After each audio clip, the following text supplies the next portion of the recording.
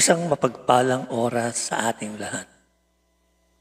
Isa na namang kwento ng buhay ang ating matutunghayan at siyak nakapupulutan natin ng aral. At ito ay pinamagatang hope. Maloko, happy-go-lucky, ako yung tipo ng kabataan na wala pa sa isip ang pagseseryoso at gawing komplikado ang mga bagay-bagay. As much as possible, ginagawa kong laro ang lahat. Then, dumating ang summer vacation. Nag-decide ang mama ko na doon muna kami kinalola sa Nueva Ecija, i-google ang bakasyon. Actually, hindi naman ito ang unang beses. Dahil nung mga bata pa kami ay madalas na dito ang vacation spot namin. Nung tumungtong na ako ng high school ay medyo dumalang na nga lang. Ang huling punta nga namin dito ay noong Semana Santa pa. At katatapos ko lang sa 2 taon sa high school. Ang Nueva Ecija ay ganoon pa din naman. Ang mga bata ay nagkalat sa lansangan, palibasa ay bakasyon nga. At sa labas ng bahay ay nagkalat ang mga tindahan ng sari-saring merienda. Ando na nga ang mga halo-halo, turon, at iba pa. And speaking of turon, kunot to kung tinignan ang babae sa tapat ng bahay ng lola ko, kung saan ay may mga tindang sa malamig at mga turon. Natawa nga lang ako sa kung paanong ilukot ng babae na yon ang kanyang mukha habang nakapalumbaba na para bang gustong-gusto ng matulog. Nagulat pa nga ito nang tabigin ng nanay niya ang kanyang siko. Ay naku Hope, wala kang ibang ginawa kundi ang matulog. Kung hindi ka tulog, panay kang cellphone. Anong balak mo sa buhay mo? Ganito talaga nay, buhay single eh. Gagatukan pa sana siya ng ginang nang agad itong tumayo, dahilan para lumingon sa gawi ko. Lalong lumawak ang aking ngiti nang maningkit ang kanyang mga mata na tila ba ay kinikilala ako. Isidro? Agad na naglaho ang aking ngiti pagkarinig ko sa paraan ng pagtawag niya sa aking pangalan. Probinsyanong probinsyano. Oh my God, Isidro ko! Tili niya. Ano ka ba naman, Hope? Ikaw na lang at ang lola ko ang tumatawag sa akin yan. Sidro na lang. May pasidro-sidro ka pang nalalaman para namang mababago nun ang katotohanan. Nung umiyak ka ng walang humpay nang habulin tayo ng aso, natatawang sabi niya. Lalo kang gumawa po, kaya crush na crush kita eh. Si Hope ay kababata ko dito sa Nueva Ecija. At hayagan niyang sinasabi ang pagkagusto niya sa akin. Maganda si Hope. Sa katunayan nga ay habang tinititigan ko siya, ay lalo siyang gumaganda. Ang problema lang sa kanya ay makulit at magaslaw. May girlfriend ka na ba? Ha? Isidro ko? Tanong niya at ngumiti. Hindi ko alam kung bakit. Pero para akong tangang nag-init ang pisngi nang ngumiti si Hope. Ang ganda niya kasing talaga, lalo na at may malalim siyang biloy sa 2 pisngi. Hindi ako makapaniwala, nakikiligin ako sa ganong kasimpleng bagay. Wala nga eh, which is half-lied. Totoo naman na wala akong girlfriend. Pero flings, marami. Pwede ba ako na lang? Aba teka, ang alam ko ang probinsyana ay mahirap amuin. Natatawang sabi ko. Pabiro naman niya akong hinampas. Akmang may sasabihin pa sana siya ang may tumawag sa pangalan niya. Grupo din ng mga kabataan. May babae, may lalaki. Ang isa nga ay masama ang tingin sa akin. Sino siya, Hope? Tanong ng lalaking iyon. Selos na naman tong maniligo mo, Hope. Biro ng isa sa mga babae sa grupo nito. Pero Tila ay hindi ko nagustuhan ang idea na may manliligaw si Hope. Tinignan ko pabalik ang lalaking iyon. Mas masama sa tingin niya. Back off, boy. She's mine. Siguro nga ay pag-take advantage ang ginawa ko kay Hope. Dahil alam ko naman na gusto niya ako. Gusto ko din naman siya. So we decided to be official. Hindi ko din alam kung bakit ako pumayag. Gayong wala sa isip ko na magpasakal sa isang relasyon. Masaya naman nung una, pero nung bumalik na ako sa lungsod at naging LDR kami, ay unti-unti na akong nagsawa. She's too much clingy. Ang gusto niya ay broadcast ang relasyon namin sa social media na hindi ko naman ugali. Ang gusto niya, lagi akong ma-respond. Laging nakareport sa kanya ang bawat lakad ko. Unti-unti akong nawalan ng gana. At alam kong nararamdaman niya yon. Pero persistent pa rin siya dahil mahal niya ako. Kasi kung hindi naman niya ako mahal, hindi siya magtitiis sa relasyon namin na to. Sadya lang, hindi pa ako handang mag-commit sa kanya. Oh my! Bulong ko sa sarili, dahilan para tignan ako ni Jet, isa sa mga kaibigan ko. Kasalukuyan kasi kaming nasa gimikan dahil birthday celebration ni Omar. Oh, your baby girl is calling, ha? Natatawang sabi ni Jet. Ang ginawa ko ay sinailan ko ang cellphone ko at hinayaan na lang tumunog ng tumunog. We will get laid tonight, masayang sigaw ni Omar. Kami naman ay ligayang-ligayang nagsisigawan bilang sagot. At ganun nga, nang babae ako buong gabi. Masakit ang ulo ko nang gumising. Pagkuha ko pa lang ng cellphone, ay ilang missed call at text na agad ang andon. Babe, asan ka na? Nag-aalala na ako. Bakit hindi ka nagre-reply? Tumirik ang mata ko habang binabasa ang mga text messages. Ang drama sa buhay ni Hope. Hindi na nga ako nagulat nang nag-flash ang pangalan niya sa screen ko dahil tumatawag na naman. Babe, simula niya. Sasagot sana ako nang biglang gumalaw ang babae sa tabi ko na nakasama ko buong gabi. Akmang magsasalita ito nang maagap kong tinakpan ang bibig. Hey babe, sorry, hindi ko na nagawang mag-reply dahil sobrang sama ng pakiramdam ko kagabi. Agad ko na lang tinulog pagsisinungaling ko. Napabuntong hininga si Hope. Sana andyan ako para alagaan kita. Pakiramdam ko tuloy, wala akong kwentang girlfriend. Naitirik ko na naman ang mga mata ko. Babe, Hope, kakain muna ako ha, para makainom na rin ako ng gamot. I will call you back, promise. Pinatay ko na ang tawag at tinanggal na sa bibig ng babae na to ang kamay ko. Pinagtawan na niya ako. Oh, how unfaithful boyfriend. Are you sick? Kaya ba napakahusay ng performance mo? Shut up!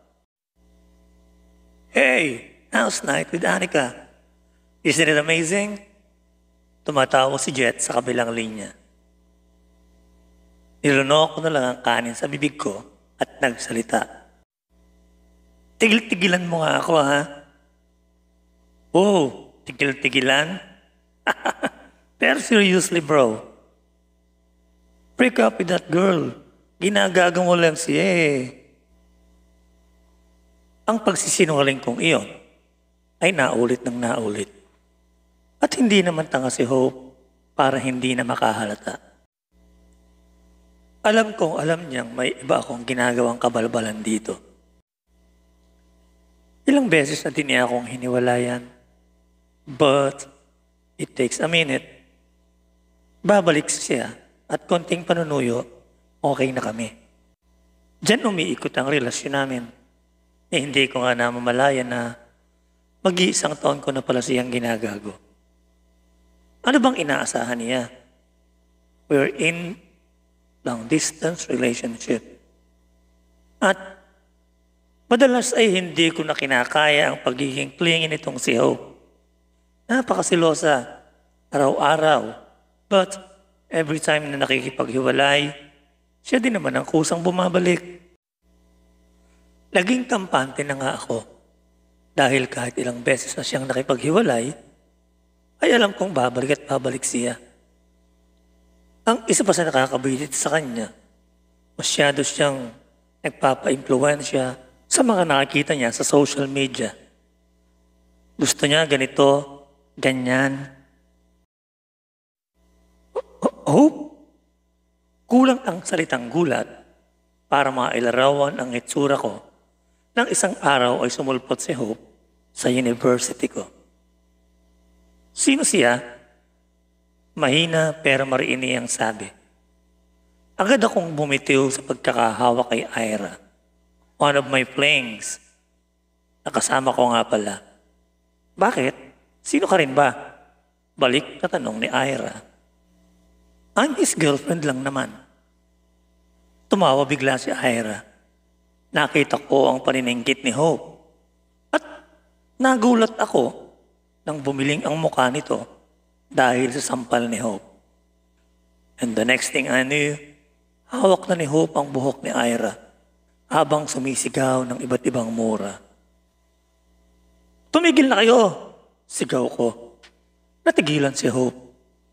Sa maniwala kayo sa hindi, parang nawawasak ang puso ko nang makita ko ang nag-uunahang luha nang tumingin siya sa akin.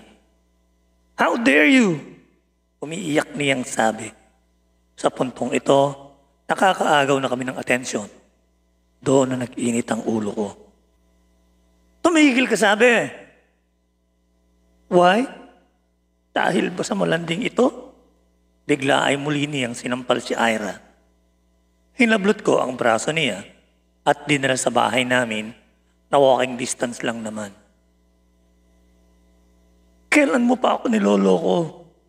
She asked. Kinalma ko ang sarili ko. Kailan pa? Sigaw niya. Sigurado ka tinatanong mo pa ako ng ganyan? Gayong alam ko na alam mo na matagal na. Umigkas ang kamay niya sa aking pisngi at paulit-ulit niya akong hinahampas sa dibdib habang umiiyak. May mali ba sa akin? Kulang? Sabihin mo, Isidro. Kasi ang sakit-sakit. Ang sakit na hindi ka nakontento sa akin. Bakit? You wanna know why? This relationship is so wrong. Bakit? Dahil ba hindi ko naibibigay ang mga bagay na naibibigay ng mga babae mo? Well, now, I can give it to you. And she kissed me.